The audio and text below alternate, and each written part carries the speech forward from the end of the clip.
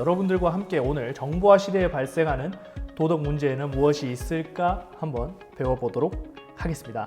자, 먼저 인사부터 하고 하겠습니다. 자, 안녕하세요 여러분. 자, 여러분들과 도덕 수업을 진행하게 될 조식이라고 합니다. 반갑습니다. 자, 오늘 우리는 이 시간에 정보화 시대의 우리의 삶의 모습과 정보화 시대에는 어떤 도덕 문제가 발생하고 있느냐에 대해서 우리가 오늘 학습을 해보도록 하겠습니다. 자, 먼저 그러면 우리가 정보화 시대라는 말은 많이 들어봤어요. 그렇죠? 근데 우리가 정보화 시대가 무슨 말인지를 잘 몰라. 한번 살펴보도록 하죠. 자, 정보화 시대라는 말은 정보통신 기술의 발달과 함께 사회 전반의 모습이 정보화 사회로 변화하는 시대라고 합니다. 자, 그러면 뭐야? 그럼 정보화 사회는 무슨 말이야? 정보화 사회? 자, 그러면 정보화 사회라는 말을 알아보기 전에 우리가 살고 있는 사회가 정보화 사회래요. 그러니까 우리가 살고 있는 현대 사회의 특징을 알게 되면 정보화 사회의 특징이 무엇인지 알 수 있게 되겠죠. 자, 그러면 현대 사회의 특징 한번 살펴보도록 하죠. 자, 먼저 정보통신 기술이 발달을 했어요. 여러분들이 갖고 있는 핸드폰이라든가 여러분들이 집에서 쓰고 있는 컴퓨터, 인터넷이라든가, 자, 이런 것들을 통해서 사회의 모습이 변화가 된다라는 겁니다. 자, 그 중에서 가장 먼저 살펴봐야 될 거는 아무래도 우리의 삶을 좀 바꿔주는 거는 정보통신 기술이 발달을 했기 때문이다 라는 거를 한번 살펴보도록 하겠습니다. 자, 그러면 이것으로 인해서 사회의 모습이 어떻게 변화됐느냐. 자, 첫 번째, 우리가 굉장히 삶이 편해졌어요. 굉장히 삶이 편해졌습니다. 어떻게? 무엇 때문에? 자, 스마트폰, 인터넷. 자, 우리 매일 갖고 다니죠, 스마트폰. 스마트폰 갖고 다니면서 뭘 합니까, 여러분들? 페이스북도 하고, 페메도 하고, 그 다음에 카톡도 하고, 인터넷도 하고, 게임도 합니다. 한번 생각을 해보면은 우리 선생님 어렸을 때만 하더라도 친구들하고 만나기 위해서는 미리 며칠 전부터 집 전화로 전화를 해서 야, 우리 몇 월 며칠에 만나자 해서 약속을 미리 잡고 만났어야 됐어요. 근데 지금은 어떻습니까? 그냥 간단하게 다 핸드폰이 있으니까 전화해서 야, 몇 시에 어디까지 나와라, 보자, 이런 식으로 해서 친구들하고 간단하게 만날 수도 있게 되는 거죠. 자, 그렇게 쉬운 연락까지 우리가 할 수 있게 되었어요. 자, 이게 다 무엇 때문이다? 정보통신 기술이 발달했기 때문이다. 통신망이 설치가 되고 그 통신망을 이용할 수 있게 되면서 우리가 이런 편리한 삶을 살 수 있게 되었다라는 겁니다. 자, 그러면 또 이것 말고 또 뭐가 있느냐? 정보를 쉽게 검색을 할 수가 있어요. 자, 우리가 숙제를 할 때나 그 다음에 뭐 지형을 찾거나 그 다음에 우리가 가는 길을 찾거나 이럴 때 우리가 어떻게 할 수 있습니까? 바로 스마트폰으로 어플리케이션을 통해서 검색을 할 수가 있는 거죠. 자, 친구들하고 여행을 갔어. 다른 지역으로 여행을 갔는데 거기에 유명한 맛집을 찾고 싶다. 스마트폰이 없었을 시대에는 그 지역에 가서 물어보고 그 사람들한테 물어보고 그리고 막 찾아가고 막 엄청 복잡했단 말이야. 근데 요즘은 어때요? 그 지역 가서 어디 뭐 광주라면 뭐 광주 맛집을 검색을 하면 상호명뿐만이 아니라 거기를 어떻게 여기서부터 찾아갈 수 있는가라는 게 다 나오게 되죠. 굉장히 우리 삶이 편해진 거라고 알 수가 있죠. 자, 그 다음에 자, 이렇게 여러분들 지금 어떻습니까? 온라인 수업하고 있는 거죠.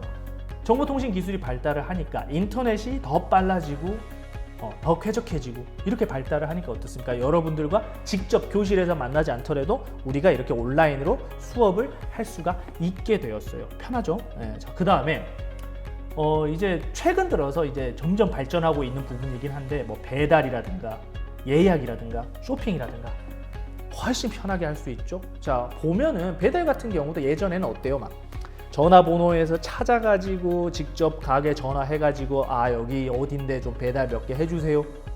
그래가지고 막 사장님이 막 짜증내고 막 이거 배달 안 돼요. 근데 요즘은 어때요? 이런 거 안 하죠.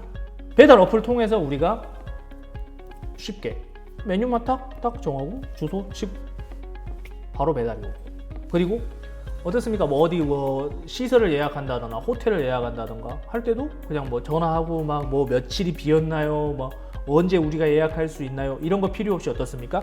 들어가서 며칠, 인원, 어디 딱 하면 바로 예약되죠. 자, 이런 식. 자, 그리고 지금 여기에는 없는데 또 하나 더 여러분들의 삶이 굉장히 편한 게 있습니다. 요즘 이 바이러스 때문에 우리가 좀 힘들었어요. 뭐가 힘들었느냐? 마스크 사는 게 굉장히 힘들었어요. 근데 어떤 게 막 나왔죠? 마스크 어플들 많이 나왔죠. 그리고 카카오맵 같은 경우에서 우리 동네 마스크 해가지고 공적 마스크 판매처 그리고 판매 현황 이런 것들을 알려줬어요. 약국에서 인터넷으로 지금 우리 가게 마스크를 판매하고 있습니다. 지금 우리 가게에는 마스크가 몇 개 남았습니다 라고 올려줘요. 그러면 그 어플에서 그 정보를 받아가지고 여러분들한테 바로 손쉽게 찾아볼 수 있도록 뿌려주는 거죠. 바로 이런 것들. 그러니까 이 편리한 삶 속에는 여러분들 그 공공의 이익을 위한 많은 사람들의 이익을 위한 그런 것들도 포함되어 있다라는 거 여러분들 꼭 알아두셨으면 합니다. 자, 다음으로 넘어가겠습니다. 자, 정보화 사회는 또 어떤 사회냐? 정보가 개방된다라는 거. 근데 이 정보가 어떻게 개방되느냐? 이거는요, 예전에는 소수의 사람들만 정보를 갖고 있었어요. 예전에는. 그러니까 뭐 지배층들, 그 다음에 뭐 권력자들, 이런 사람들만 정보를 갖고 있었는데 인터넷, 통신 수단 이런 것들이 굉장히 발달을 하게 되면서 어떻게 정보가 많은 사람에게도 확산되고 있습니다. 어떻게 확산을 되느냐? 누구나 다 요즘은 정보를 생산을 할 수가 있어요. 자, 예전에 한 80년대, 90년대를 한번 생각을 해볼게요. 그때는 정보를 만든다라는 것은 굉장히 한정적이었어요. 기자들, 그리고 방송국 이런 식으로밖에 정보를 만들지 못했어요. 근데 지금은 어떻습니까? 여러분들 후기 쓰죠? 배달을 해 먹거나 아니면 뭐 물건을 사고 후기를 쓰고 그 다음에 리뷰를 찍습니다. 리뷰를 만들고요. 이런 것들, 이게 정보를 생산하는 거예요. 누구나 지금 생산할 수 있죠. 쉽게 생산을 할 수 있습니다. 자, 그 다음에 가공은 뭐냐? 이런 거예요. 만약에 선생님이 어떤 가게에 밥을 먹고 후기를 남겼어요. 이 가게 굉장히.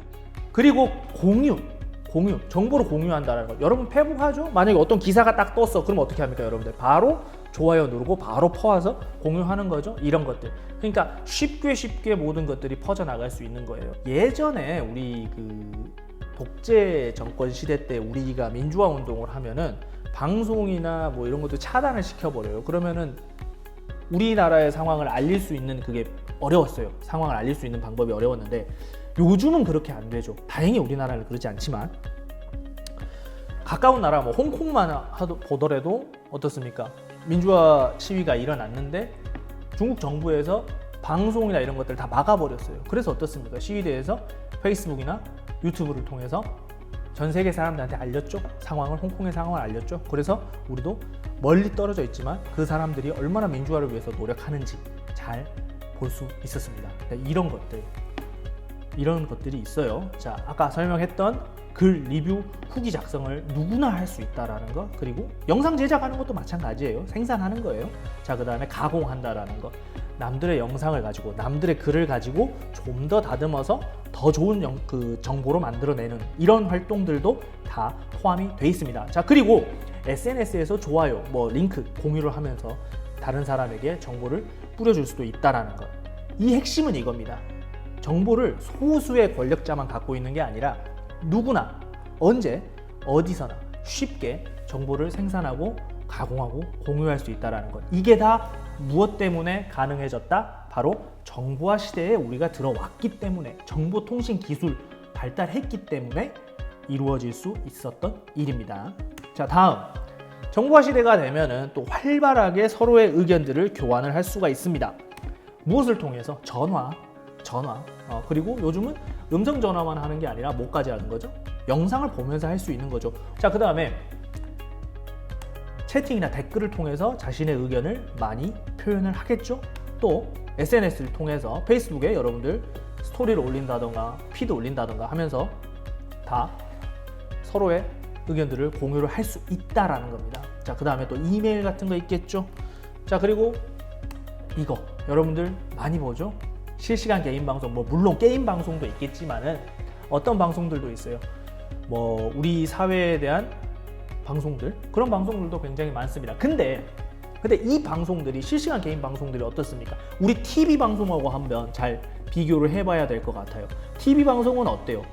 그냥 우리가 일방적으로 보는 거죠. 뉴스를 볼 때나 뭐 프로그램을 볼 때나 이미 출연자들이 찍어 놓은 거를 보는 거예요. 자, 근데 페이스북 라이브나 트위치나 아프리카 방송이나 유튜브 라이브를 한번 생각을 해보세요.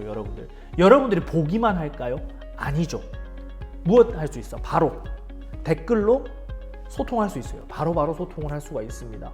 그렇기 때문에 한 명 일방적인 방향이 아니라 서로 쌍방향으로 소통을 할 수 있게 되었다라는 겁니다. 시간이 점차 지나고 뭐 개인 장비들이나 그리고 정보통신망이나 이런 기술들이 발달을 하면서 영상을 실시간으로 송출할 수 있는 누구나 뭐 비싼 장비를 갖고 있는 사람들만이 아니라 일반 사람들도 충분히 빠르고 쉽게 영상을 송출할 수 있는, 그래서 개인 방송을 할 수 있는 그런 환경들이 만들어졌어요. 얼마나 좋습니까? 여러분들도 한번 많이 해보세요. 친구들끼리 뭐 어떻습니까? 뭐 숙제를 할 때 같이 한다던가 뭐 괜찮잖아요. 그렇죠?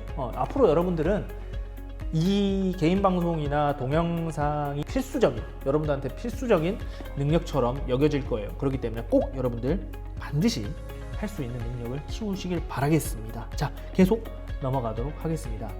자, 네 번째, 새로운 산업 발달입니다. 이거는 아마 여러분들 교과서에는 아마 없을 건데 하나 추가할게요. 이게 뭐냐? 정보통신 기술이 발달을 하면서 새로운 직업들과 새로운 산업들이 생겨납니다. 첫 번째 예를 볼까요? 뭐냐면 디지털 장의사라는 거. 90년대, 2000년대 초반까지만 해도 이런 직업은 아예 존재를 하지 않았습니다. 근데 정보통신이 발달하고 인터넷에 사람들의 개인정보들이 많이 올라가면서 이 디지털 장의사라는 직업이 새로 생겨났어요. 근데 이 사람은 뭐 하는 거냐? 뭐 하는 사람이냐? 그 인터넷상에 자기의 굉장히 뭐 사적인 정보라든가 그리고 자기가 뭔가 범죄의 피해자가 됐을 때 그런 정보들이 막 떠다니는 거를 찾아서 지워주는, 완전히 인터넷상에서 소거를 시켜주는 그런 직업을 말합니다. 굉장히 지금 현재 사회에서는 반드시 필요한 직업 중에 하나죠. 자, 그 다음에 또 뭐가 발달이 되느냐? 인공지능과 자율주행이 발달이 돼요. 자율주행 같은 경우 자동차가 가기 위해서는 실시간으로 도로의 상황이나 주변 환경들의 상황을 파악하고 바로 거기에 대한 반응을, 명령을 내려주는 이런 프로그램이 굉장히 중요하죠. 자, 이 센서, 길거리에 만약에 차선은 어느 정도의 너비로 있는지, 그리고 차선이 어떻게 휘어 있는지, 이런 것들을 파악하는 게 센서예요. 이 센서들이 파악해서 프로세서로 정보를 보내줍니다. 이게 통신이에요. 이게 통신입니다. 서로 센서와 프로세서 간의 통신을 합니다. 그러면 정보가 들어가면 프로세서는 그럼 인공지능이에요 얘가, 그래서 이건 이렇게 처리하면 돼 하고 자동차에 명령을 내려주는 거죠. 그런 과정인데 이거에 굉장히 정보통신 기술들이 많이 사용이 되고 있어요. 그래서 어떻습니까? 인공지능과 자율주행이 발달하게 되면 될수록 우리는 편하게 사는 거잖아요. 그렇죠? 그렇기 때문에 뭐 특히 이제 자율주행이 발달을 하게 된다면 또 거기에 따른 새로운 직업들이 생겨나게 되겠죠. 그렇죠? 자, 그런 식으로 새로운 산업의 발달을 이끌어내고 있는 겁니다. 또 볼게요. 자, 사물 인터넷은 뭐냐? 사물 인터넷 같은 경우는 모든 사물들이 인터넷으로 연결이 되어 있는 거예요. 우리 그런 생각 한번 해보잖아요. 나는 그런 생각 많이 했는데 밤에 자려고 누웠어요. 누웠는데 불을 안 끈 거야. 그럼 어때요? 막 피곤하면 저걸 자동으로 끌 수 있으면 얼마나 좋을까? 라는 생각 한 번쯤 해봤죠. 그쵸? 근데 요즘은 스마트 전구라는 게 나오죠? 스마트 전구라는 게 나옵니다. 그래서 누웠어. 불을 안 껐어. 불을 안 껐네? 귀찮은데? 핸드폰으로 꺼야지 하고 핸드폰을 딱 켜서 불을 끕니다. 이런 거. 이게 사물 인터넷이에요. 우리가 인터넷 하면은 뭐 컴퓨터라든가 게임기만 연결이 돼 있다라고 생각을 하는데 이거는 굉장히 착각입니다. 요즘은요, 냉장고에도 연결이 돼 있고요, 인터넷이요. 그리고 세탁기에도 연결이 돼 있고 전등, 그다음에 출입문 이런 곳에 다 연결이 되어 있습니다. 그런 식으로 인터넷으로 다 각각 기계들이 다 연결이 돼서 우리가 스마트폰 하나로 모든 것들을 제어할 수가 있게 되는 거죠. 굉장히 편리한 세상이죠. 자, 그래서 이런 식으로 사물 인터넷이 발달함에 따라서 또 거기와 연관이 있는 산업과 직업들이 생겨나고 있는 거죠. 자, 그다음 또 하나, 컨텐츠 크리에이터. 예전에 게임을 많이 하면은 혼나기만 했죠. 돈도 못 벌고 시간만 버린다고. 근데 요즘 어떻습니까? 게임하면서 돈 벌어요. 그것도 많이 벌어요. 그런 사람들이 많이 나오죠. 자, 그다음 여행이라고 했을 때 어떻습니까? 여행은 돈을 쓰러 가는 거였어요. 근데 요즘은 어때요? 돈을 벌러 여행 가는 사람들이 있습니다. 무슨 사람들? 다 이 사람들이에요. 컨텐츠 크리에이터라는 사람들이에요. 그만큼 빠른 인터넷 환경이 만들어졌기 때문에 가능한 직업이죠. 이런 직업도 새로 생겨나게 되었습니다. 자, 그런 식으로 정보통신 기술은 IT 산업 영역을 확장을 시켜주죠. 그러니까 여러분들도 사회에 나갔을 때 지금은 존재하지 않는 직업, 새로 생겨나는 직업을 택할 확률이 굉장히 높습니다. 그렇기 때문에 한번 기술의 발달 상황을 여러분도 자세히 체크를 할 필요가 있어요. 게임만 하지 말고요. 자, 바로 편리한 삶, 우리의 삶을 편하게 해주고 정보를 개방해주고 활발한 의견이 교환될 수 있게 해주고 그리고 새로운 산업이 발달할 수 있게 해주는 것, 이게 뭐다? 바로 정보화 시대의 우리의 삶이라고 할 수 있습니다. 자, 정보통신 기술의 발달을 통해서 우리의 삶이 이렇게 바뀌어 왔다라는 거. 자, 그리고 이런 삶의 모습이 나타나는 사회가 뭐다? 정보화 사회고, 이런 정보화 사회가 이룩된 지금의 시대가 무슨 시대다? 바로 정보화 시대라고 할 수 있는 거겠죠. 그쵸? 자, 지금까지 정보화 시대의 우리의 삶의 모습, 그리고 정보화 사회의 모습, 그리고 정보화 시대의 모습을 우리가 살펴봤어요. 자, 우리의 삶은 이전보다 훨씬 더 편리하고 풍요롭게 되었죠. 무엇 때문에? 정보통신 기술의 발달 때문에요. 자, 정보화 사회로 들어왔기 때문에 우리의 삶이 편리하고 풍요로워진 겁니다. 자, 그러면 이것이 바로 정보화 사회라는 겁니다. 자, 정보화 사회 어떻습니까? 정보화 시대 어떻습니까? 좋은 거죠? 좋아요. 굉장히 좋은 거예요. 네. 자, 그런데 과연 이 정보화 시대 좋은 것만 있을까요? 아니죠. 아까도 말했죠. 뭐 사생활 침해도 있을 것이고, 그다음에 뭐 범죄도 있을 것이고, 굉장히 많은 것들이 일어나고 있습니다. 좋은 일도 있지만 반대로 굉장히 나쁜 일도 일어나고 있다라는 거. 자, 그러면 지금부터 우리는 뭘 할 거냐? 바로 정보화 시대에 발생하는 도덕 문제들이 무엇이 있는가 알아볼 겁니다. 굉장히 많아요. 특히 이제 이 성범죄들 요즘 굉장히 이슈가 많이 되고 있죠. 이런 것들 굉장히 많습니다. 안타깝죠. 자, 첫 번째로 알아볼게요. 자, 정보통신 매체에 중독된다라는 것. 스마트폰 중독 여러분들 전부 다예요. 여러분뿐만이 아니고 나도 마찬가지입니다. 스마트폰이 없으면 굉장히 불안해집니다. 자, 이 스몬비라는 말이 새로 만들어졌어요. 스마트폰과 좀비라는 말. 길거리 돌아다니면서 이렇게 보고만 있는 거예요. 앞에 뭐가 있는지도 모르고. 그래서 심지어 요즘은 뭐가 만들어졌습니까? 횡단보도에 전부 사람이 이러고 있으니까 신호가 바뀐지 모르잖아. 그래서 어떻게? 발 밑에 불을 켜놨어요. 빨간 불일 때는 빨간 불, 초록 불일 때는 초록 불. 이러고 있다가 바뀌는 거 보고 가는 거예요. 이건 참 모르겠어요. 자, 그런 식으로 이렇게 좀비처럼 이렇게 걷는다고 해서 스마트폰과 좀비라는 말을 합친 스몬비라는 말 나왔고요. 자, 그 다음에 노모포비아가 아까 말한 그겁니다. 스마트폰을 안 갖고 오면은 굉장히 그 불안 증상이 나타나는 거. 불안하고 막 뭔가 막 초조하고 막 이런 것들. 이 중독 현상이에요. 여러분들 마찬가지일 거예요. 특히 이제 어떤 게 있냐면은 스마트폰을 안 갖고 나온 날에 한번 잘 보면은 주머니에 보통 넣고 다니는 사람은 자기가 평소에 스마트폰을 넣는 주머니 쪽이 막 떨리는 걸 없는데 막 떨리는 걸 느끼는 경우가 있을 거예요. 이게 중독의 현상입니다. 위험해요. 자, 그 다음에 게임 중독. 이거 참 게임 중독. 게임 재밌긴 하지만 적당히 해야 된다는 거 알죠? 자, 게임 중독, 자, WHO 국제 세계보건기구에서 질병으로 등록했습니다. 정신병이라는 거예요. 게임 중독이라는 것도 제어가 안 되잖아, 사람이. 그러니까 마약 중독, 도박 중독과 마찬가지로 게임 중독도 굉장히 위험한 겁니다.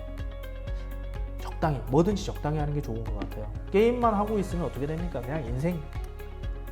그렇죠? 네. 근데 뭐 이런 말 하는 친구들이 있어요. 게임 많이 해서 스트리머 되면 되지 않을까요? 그렇죠. 뭐 이렇게 그분들을 비하할 생각은 없는데 굉장히 그분들도 굉장히 어려워요. 힘든 직업이에요. 쉬운 직업은 아닙니다. 해보시면 알 거예요. 여러분들도 잘해야 되고요. 일단은 잘해야 되고 말도 잘해야 되고요. 굉장히 힘들어요. 그러니까 많은 노력이 필요합니다. 그렇다고 그것이 중독을 합리화해주는 건 되지 않습니다. 여러분들 뭐든지 적당히 하셔야 됩니다. 알겠죠? 자, 게임 중독은 질병이라는 거 꼭 여러분들 알고 있었으면 좋겠습니다. 자, 두 번째 단점으로 가겠습니다. 사생활 침해예요. 사생활 침해. 이거는 범죄입니다, 여러분. 범죄예요, 범죄. 첫 번째, 개인정보 유포. 해킹해서 남의 개인정보를 가져와가지고 그 정보를 돈 주고 파는 거. 그 다음에 박사방. 여러분들 이번에 남의 개인정보를 몰래 알아가지고 그걸 협박의 수단으로 사용하고 다 범죄입니다. 자, 그 다음 개인정보 도용. 남의 주민등록증을 가지고 핸드폰을 개통한다거나 남의 주민등록증을 가지고 통장을 만든다거나 그리고 남의 비번과 아이디를 가지고 들어가서 계좌에서 돈을 빼버린다든가 이런 것들 굉장히 범죄입니다. 이 모든 건 다 범죄입니다. 다 도찰, 엿보기 이런 변태 새끼들 진짜 안 돼요. 범죄입니다. 이거 무조건 범죄입니다. 이거는 용납이 안 되는 겁니다. 여러분들 절대 안 됩니다. 절대 안 돼요. 다시 한번 말합니다. 절대 안 됩니다. 성범죄 특히 안 됩니다. 절대 안 돼요. 자, 그다음 감시와 통제 어떻습니까? 중국 같은 경우 어때요? 전부 사람들 안면 인식, 얼굴 등록을 다 해가지고 국가가 다 통제합니다.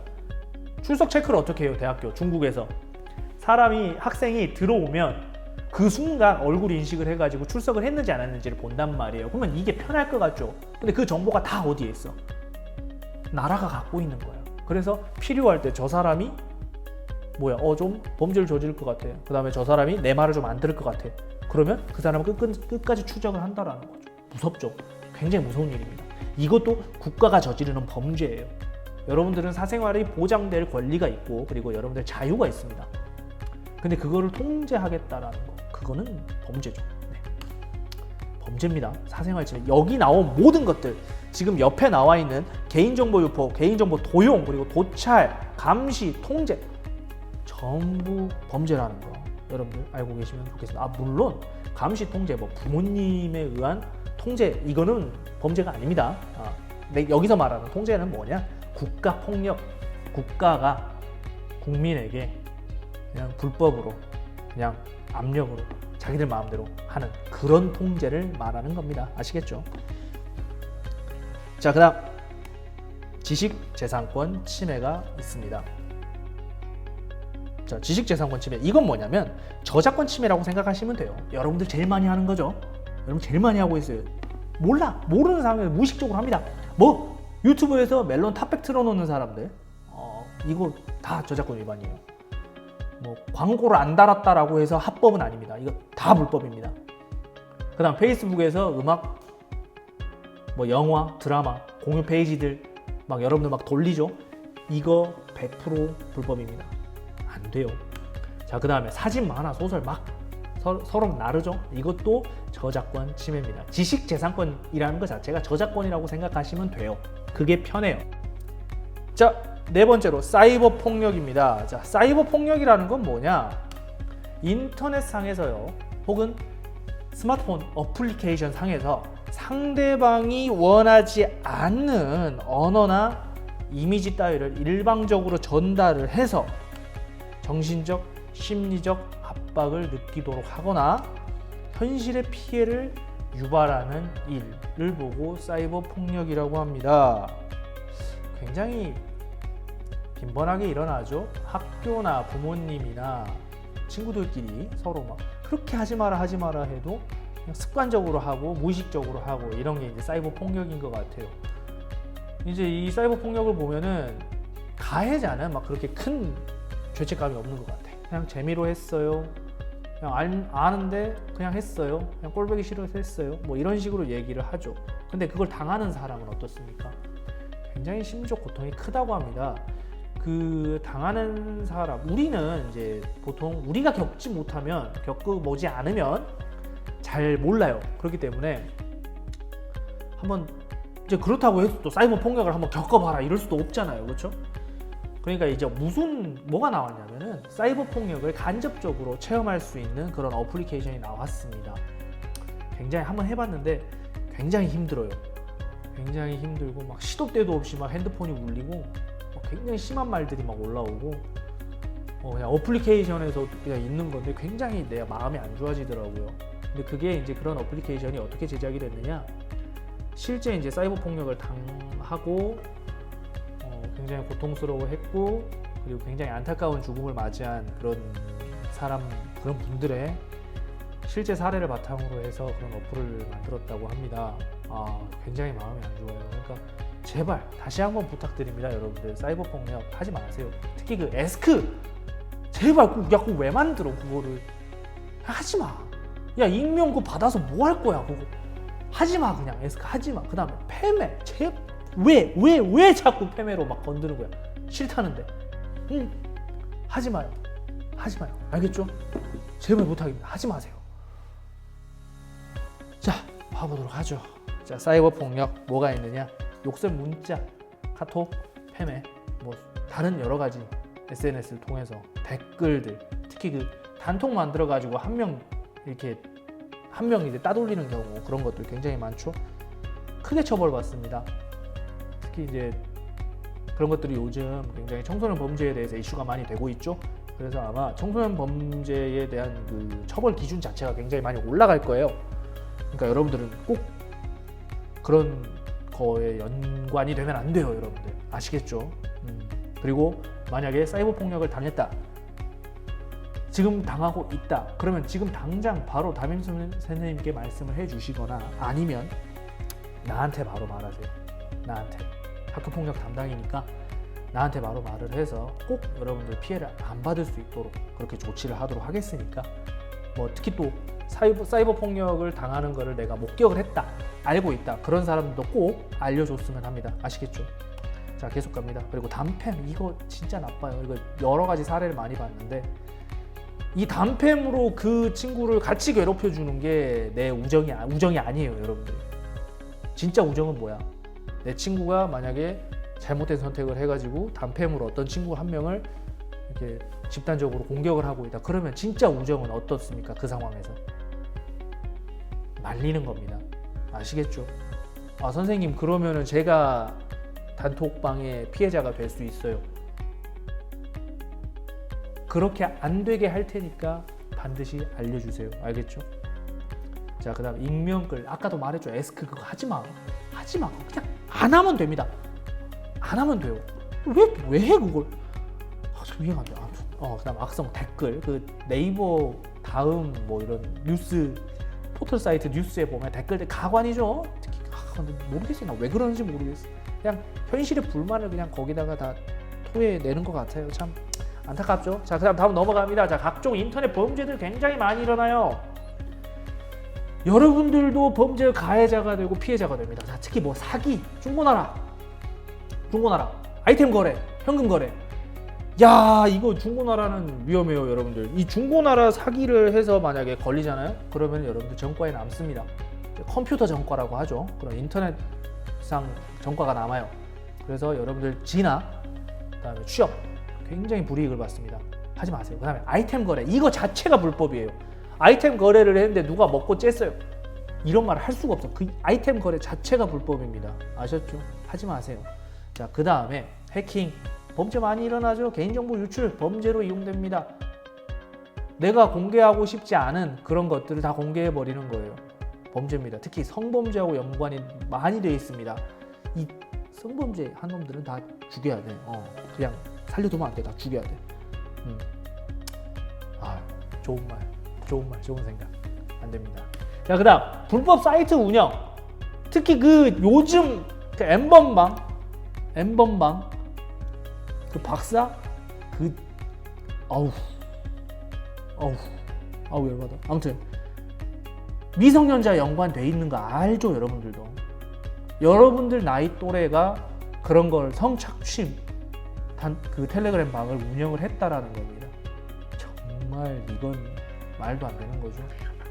정말 말도 안 돼. 근데 이제 웃긴 거는 미성년자라고 해서 처벌이 약하다라는 거예요. 이게 미치는 겁니다. 이게 미치는 거예요. 그러면 가해자는 처벌을 안 받고 피해자는 어떻게 할 겁니까? 피해자는요. 그 피해자가 당한 고통은 여러분들 항상 뭔가 어떤 일을 할 때 상대방이 어떤 기분일까라는 생각을 반드시 하셔야 돼요. 공감을 하셔야 된다라는 겁니다. 근데 요즘 이제 학생들이나 뭐 사람들이나 성인들이나 공감 능력이 굉장히 부족해요. 그래서 뭐 어때? 나만 좋으면 됐지 뭐. 이런 형태의 생각들, 잘못된 생각들이 굉장히 많거든요. 근데 너무 안타깝죠. 안 됩니다. 그러면 안 됩니다. 항상 상대방을 먼저 생각해보고 상대방의 기분을 생각해보고 내가 만약 저 반대쪽 입장이라면 나의 기분은 어떨까라는 것을 반드시 생각해야 됩니다. 아셨죠? 자, 그 다음 갑니다. 자, 음란물 제작, 유통, 공유. 와, 이거 그쵸? 성범죄입니다, 여러분들. 성범죄예요. 성범죄입니다. 제작하는 것 자체가 성범죄예요. 우리나라는 제작 자체가 인정이 안 돼 있습니다. 뭐 야동 하나 좀 보는데 어떻냐? 이런 말 할 수 있어요. 안 돼요. 불법입니다. 네, 불법이에요. 안 됩니다. 특히 그거를 뭐 공유한다? 얘들아, 좋은 건 나누자 해서 같이 봐. 안 된다고. 그거 다 불법이라고. 알겠죠? 안 됩니다. 그걸 또 돈 주고 파는 애들도 있어요. 실제로 몇 년 전에 미성년자들이 음란물을 웹하드 이런 데 올려가지고 돈을 주고 팔았어요. 범죄입니다. 안 됩니다. 여러분들이 인생의 마이너스예요. 그냥 하지 마요. 알겠죠? 자, 이런 사이버 성범죄들 절대 안 됩니다, 여러분들. 항상 우리가 생각을 해야 돼요. 우리가 과연 저 피해자가 됐을 때 나의 기분은 어떨까라는 것들 절대 가벼운 문제가 아닙니다, 여러분들. 여러분들 지금 어릴 때부터 이런 인식들, 이런 교육들이 이루어져야 여러분들이 나중에 성인이 돼가지고 좀 더 건강하고 바른 생각을 가진 성인이 될 수 있습니다. 아닌 건 아닙니다, 여러분들. 아시겠죠? 범죄는 용서받지 못합니다. 범죄를 애초에 저지르지 맙시다. 알겠죠? 자, 지금까지 우리가 이 정보통신이 발달한 정보화 사회에서 일어날 수 있는 이 나쁜 점들, 안 좋은 점들, 단점들에 대해서 살펴봤어요. 바로 이런 것들입니다. 정보통신 매체 중독, 사생활 침해, 지식재산권 침해, 저작권 침해예요. 자, 사이버 폭력, 인터넷 범죄. 자, 이런 것들은 굉장히 부작용이에요.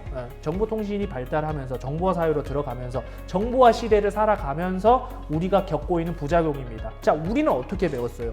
좋은 건 키우고 나쁜 건 줄이라고 배웠습니다.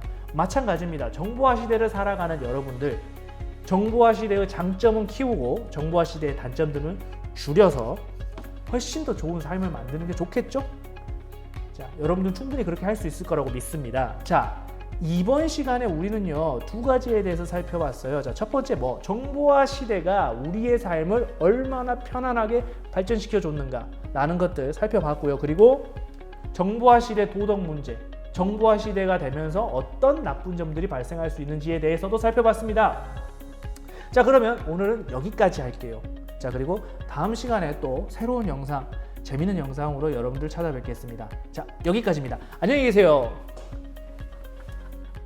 이게 뭐야? 이게 뭐야? 아, 유튜브